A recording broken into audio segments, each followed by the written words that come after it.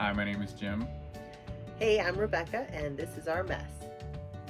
We are a family of 6 living in a 36-foot RV while we tame this mess and create a homestead for our family.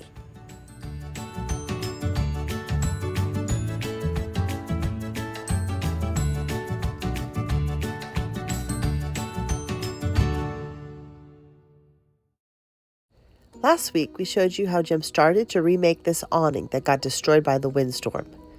This week, he'll finish it up using dovetailing to hold up the spars on top.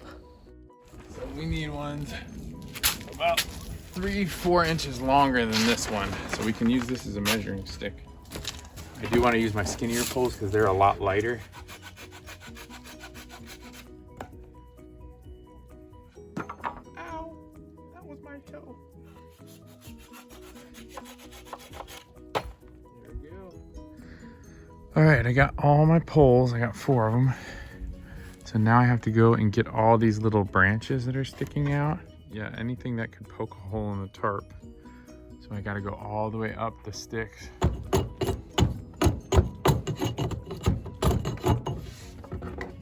we go. Okay, so you can see what I did. I am actually making it skinnier on one side and wider on the other. I'm gonna try to do what's called a dovetail and see if we can make that, see how strong that joint is.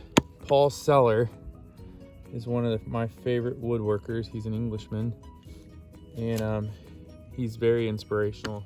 He always is teaching and trying to help people to learn the craft of woodworking. We'll see how that works and see, even though it's skinnier over here, it gets wider. That's not necessarily a bad thing, as long as when we cut the angle on our wood, it may make the joint tighter, because when we slide it in, it'll get tighter as it goes in deeper. I gotta get this angle right. Go in a little bit further. About halfway in. About right. So next, you need to cut this notch out, pop that out, and then we stick that piece in there. All right, now I got my bushcraft knife, nice pointy end. We're gonna try to get this out of here. So now it's just a matter of whipping these out of here. Just don't let that knife twist on you. See, this comes right out. See, the further in you get, the wider it gets. You get a lot more room to get your knife blade in there. There we go. Now we got a nice edge.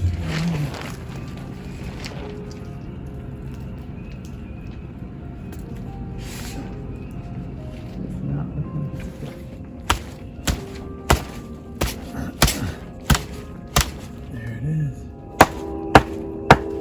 Here we go. Looks like it's gonna work. Sweet. 3 more to go. That's the slot. As you can see, it's angled like open like that, so it fits in there and it won't slide out. And it hopefully gets tighter on this way. So that's kind of the idea. See.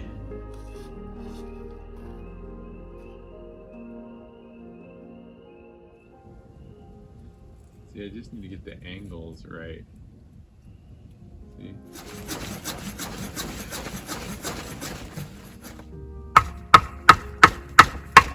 If you don't know who Paul Sellers is, look him up. He's an Englishman, really good guy, knows his stuff. But he's more of fine woodworking. This is kind of crude compared to his beautiful work, because we need a straight line through this wood. So you create a knife wall so your cut doesn't go any further than this right here. So you just cut down and then you cut that out. The further in you go, you just keep using your knife wall to keep that straight line all the way through, because this is the direction of the grain. And I guess I'm doing this with a knife because I want people to see what you could do if you were stuck out in the woods with only a knife. sometimes you gotta make do, and even making complex cuts and stuff with just a saw and a knife, you could really be surprised what you can make with it.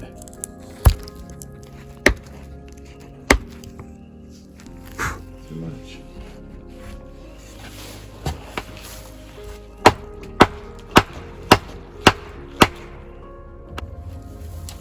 That looks pretty good.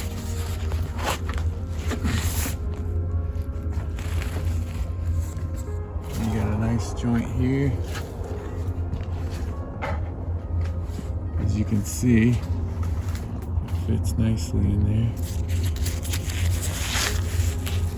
I mean, it's not the best in the world. It's got a little gaps here and there, but for the most part, it's nice and tight. What are you doing now? Tying a knot.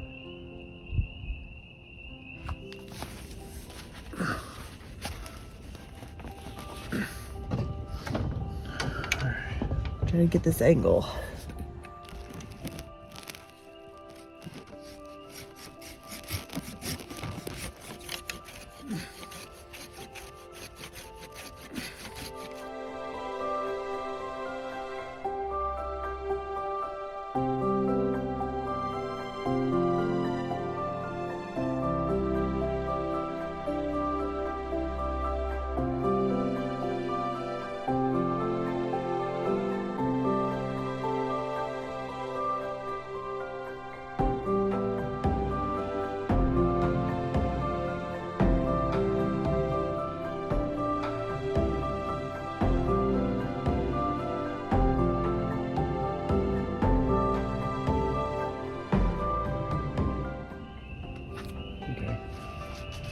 I think that's the angle it's supposed to be.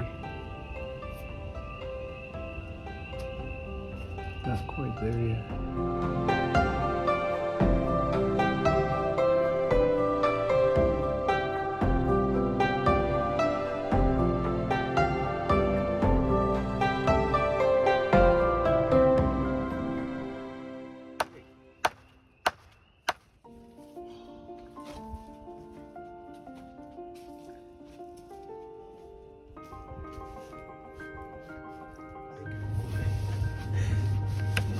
Hey, I'm keeping you company though.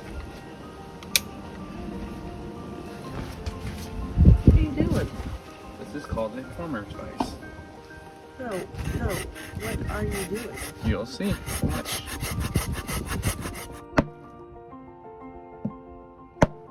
Give it a couple bangs. We have a draw knife. Well, that's a draw knife. Kinda. Yep. Cool. You made yourself a little draw knife. Because our draw knives are all in Big Blue somewhere. Oh, shit, it's moving. We really got to get that thing straightened out. Sure. You know, one of these weekends when we're not doing something.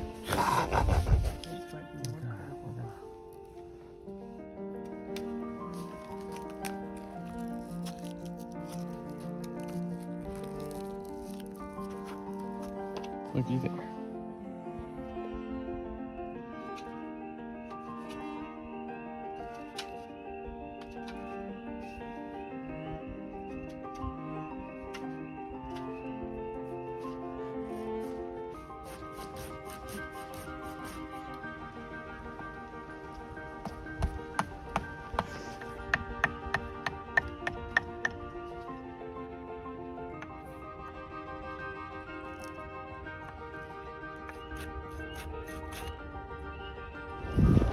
You just lean against the post?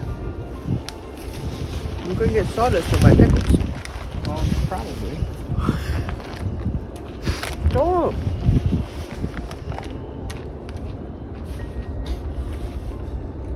This is fun. What's the brand? Oh, snap. Yep, these are really great pickles. Well, we will.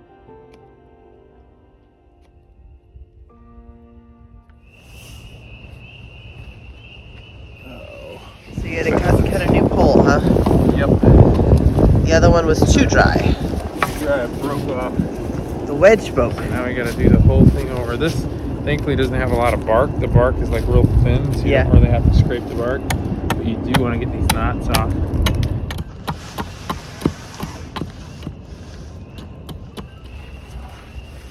And this goes over Yeah, on this side? on top, over the top. Like this? Over the top. Like this? Yep.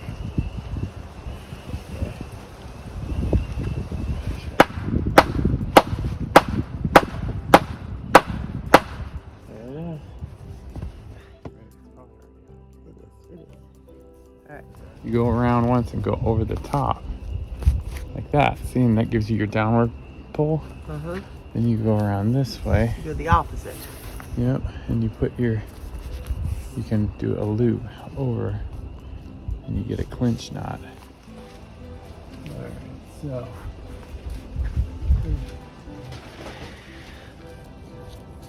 Wrap it around a couple of times. And while pushing up so you don't break this, pull it tight. And then go around again.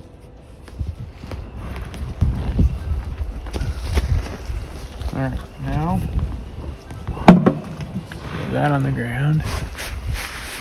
And put one over this one. And one over this one. After securing all of the spars together and cushioning the ends, we were done. This awning has held up really well. We had another huge windstorm come through, and it did not even budge. Welcome to the mess, Welcome to the mess. where God takes our mess and makes it his best. Yes.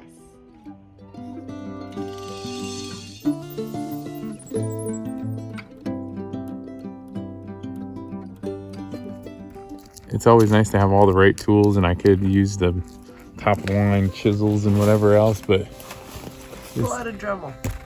yeah, I could just dovetail this in about 2 seconds. Why don't we do that? Because